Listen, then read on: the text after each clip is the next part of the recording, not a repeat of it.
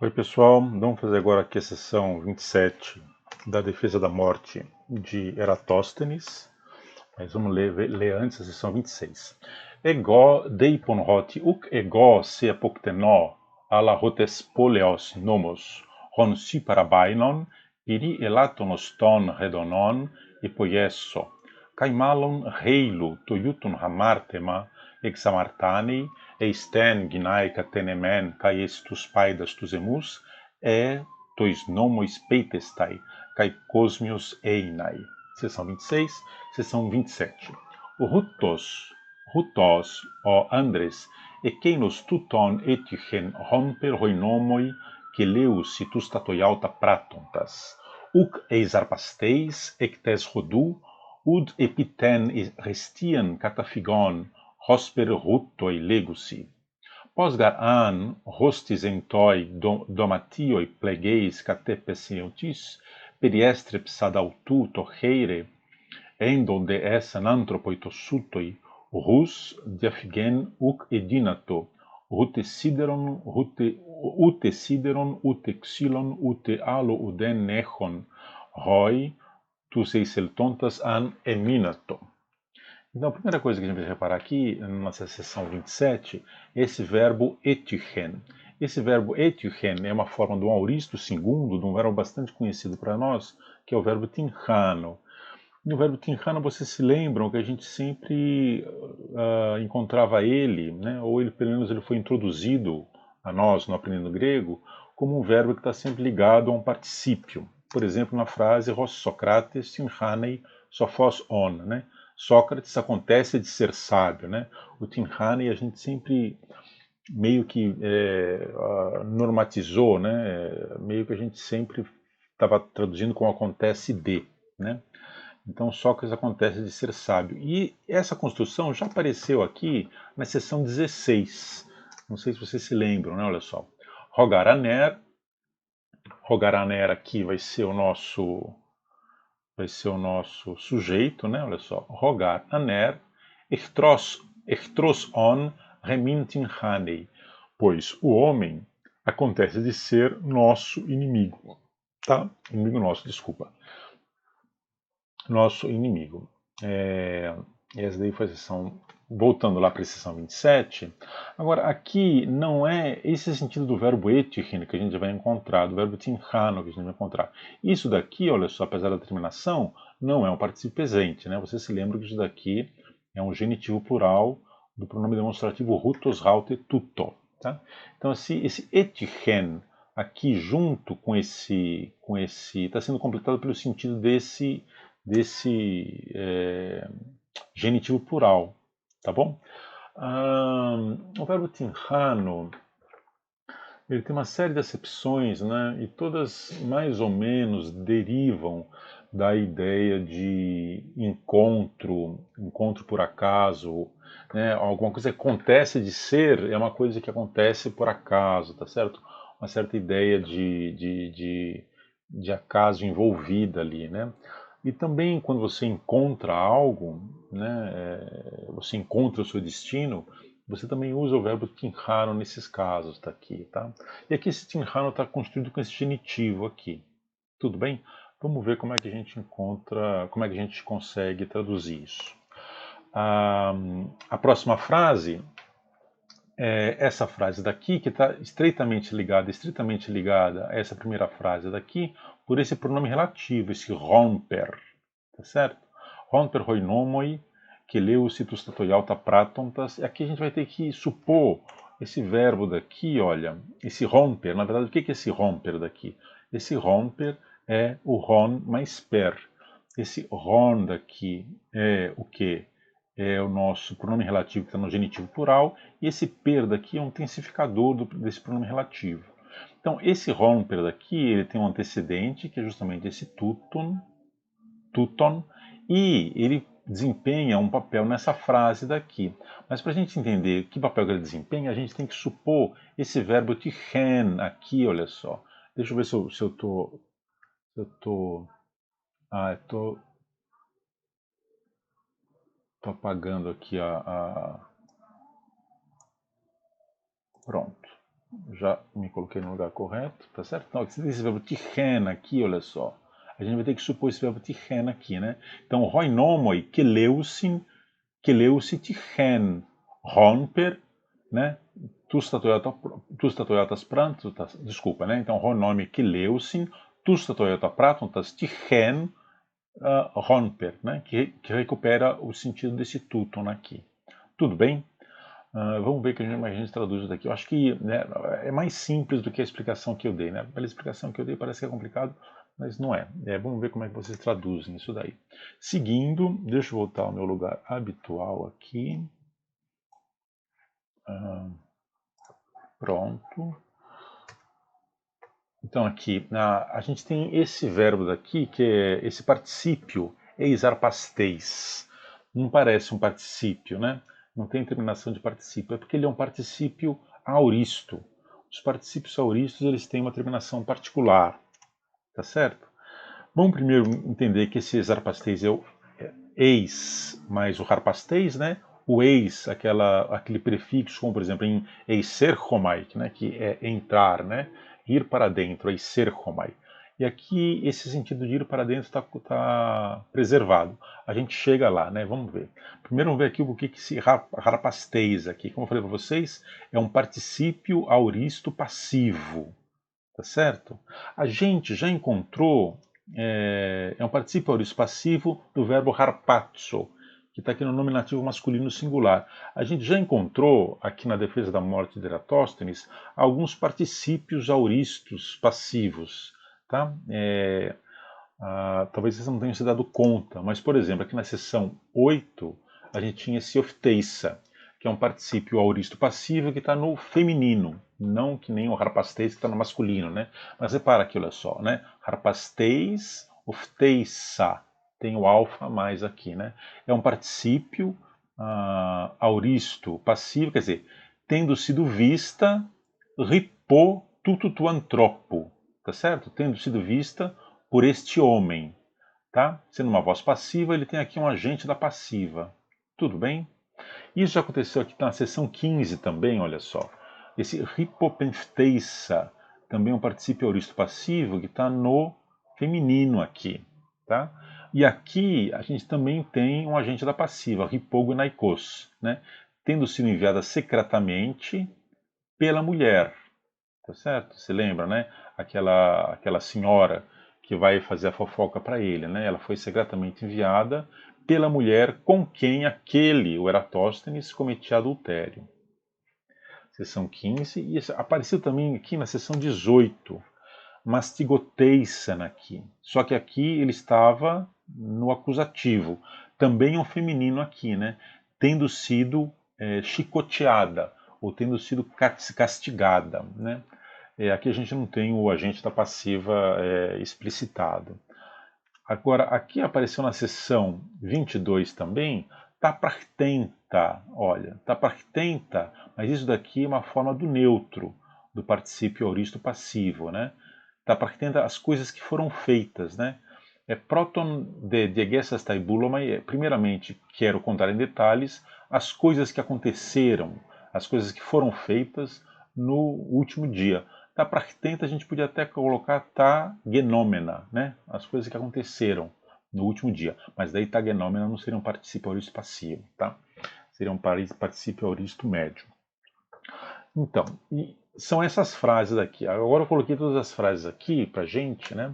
Remeg, né? Hipotutu antropofteisa, né? Minha mulher foi vista por este homem. Prosercheta emotis presbitis antropos. Prosercheta emotis presbitis antropos. Hipognaikos hipofentensa, né? Então, se aproxima de mim uma senhora anciã, uma senhora velha, uma mulher velha, enviada secretamente pela mulher, né? Hipognaikos com quem ele tinha, cometia adultério, né? Mastigoteisan eis milana em Pesei, né? Tendo sido castigada, cair no moinho, se lembra, né? Ser condenada ao moinho, né? Quero contar para vocês, primeiramente, as coisas ocorridas no último dia, né? As coisas que foram feitas no último dia. E aqui, o exarpasteis e tes rodu. Tá? Então, o exarpasteis seria o quê? Seria não tendo sido, o verbo harpazo é o verbo raptar, né? Raptar ou não tendo sido raptado para dentro de casa. Seria esse sentido aqui do exarpasteis. Tudo bem? Raptado não é uma boa tradução, mas tem uma tradução que é mais interessante, que é não tendo sido levado à força para dentro da casa, digamos assim, tá? Não era isso que eu estava pensando, mas enfim, não me ocorre agora. E veja, as terminações do auristo, do particípio auristo passivo, são eis, eissa, en, né? No masculino a gente tem aqui o eis, no nominativo, o eissa a gente tem aqui ofteissa, hipopenfteissa, mastigoteissa, tá? E aqui o en do neutro, a gente tem aqui o praktenta aqui. Eu vou colocar isso daqui numa outra folha, por exemplo. Então você tem aqui o verbo roral. O verbo roral, o auristo passivo dele é often, tá? Então, roral, eu vejo, often eu fui visto. Tá certo? O auristo passivo é esse daí. E qual que seria o particípio auristo passivo? No masculino seria ofteis. Repara que aqui, quando o auristo passivo ele está no indicativo, ele tem o aumento, né? Quando você tem as outras formas, ele não tem o aumento. É por isso que aqui você tem ômega e aqui você tem ômicron, né? Often, ofteis, certo? O homem tendo sido visto. Ofteissa, a mulher tendo sido vista. E often, a coisa tendo sido vista. Agora, como é que você declina esse particípio auristo passivo? Ofteis é terceira declinação, o genitivo é oftentos. Tudo bem? Aqui você tem ofteissa, é primeira declinação, o genitivo é ofteises. Primeira declinação mista, né? Tem alfa e tem epsilon. E tem eta, desculpa, tem alfa e tem eta. E often é o quê? É terceira declinação, o genitivo oftentos. E você se lembra sempre que o dativo plural da terceira declinação sempre dá um probleminha pra gente, tá certo? O dativo plural masculino e neutro é ofteice, com o neofônico no final aqui. Tudo bem? Vamos lembrar disso daqui, porque essa daqui é matéria nossa nesse semestre, né? E eu já estou aproveitando isso daqui, a gente está chegando no final, já estou adiantando a matéria teórica. Tudo bem?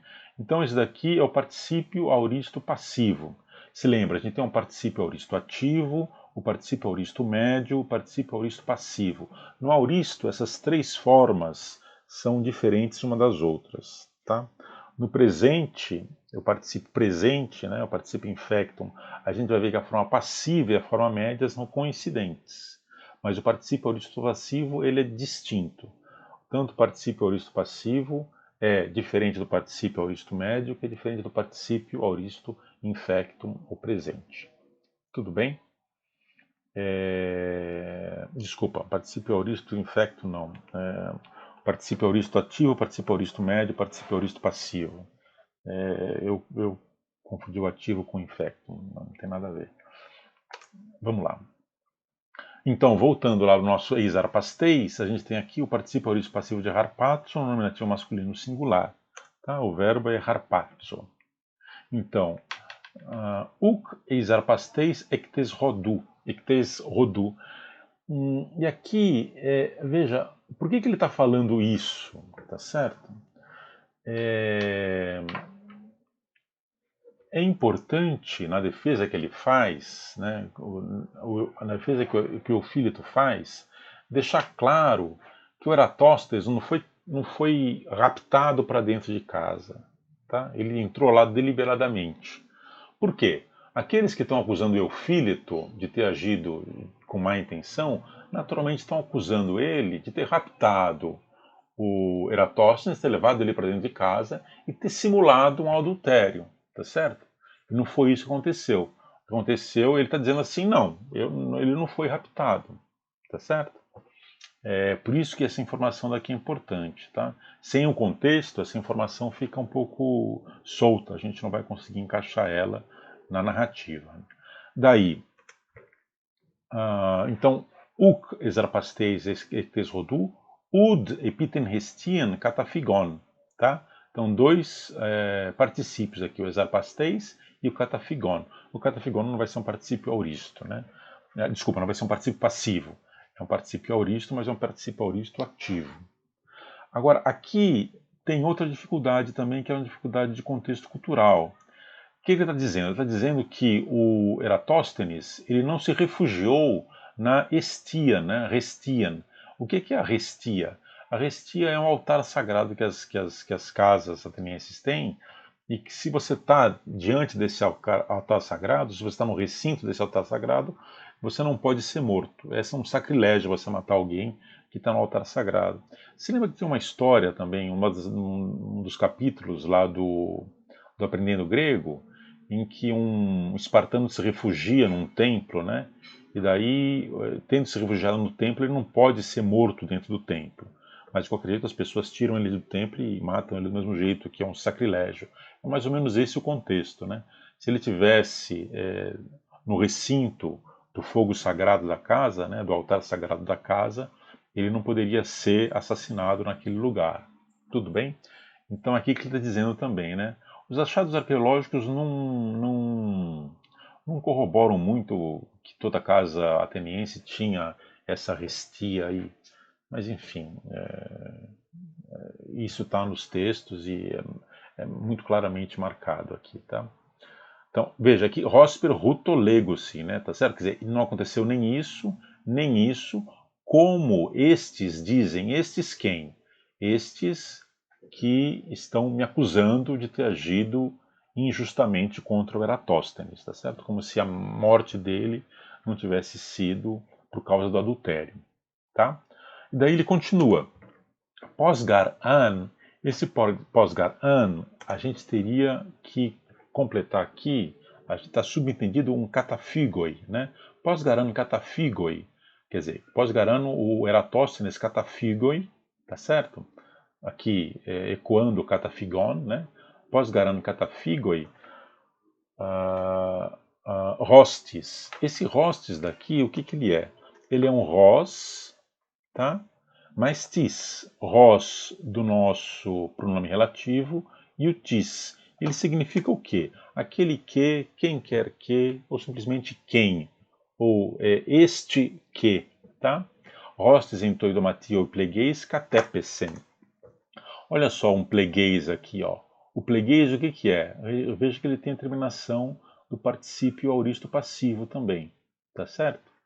E ele efetivamente é um particípio auristo passivo. A forma masculina seria plegueis, a forma feminina seria plegueiça, a forma neutra seria plegen.